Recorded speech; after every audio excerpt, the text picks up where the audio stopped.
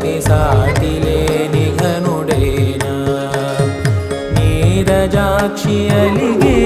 వేళ నుడి విల్లు ముడి వంచగలనా సడే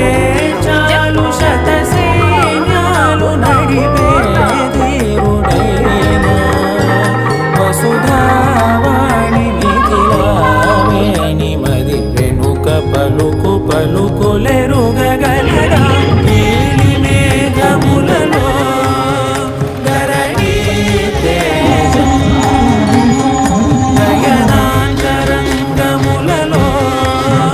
వనవి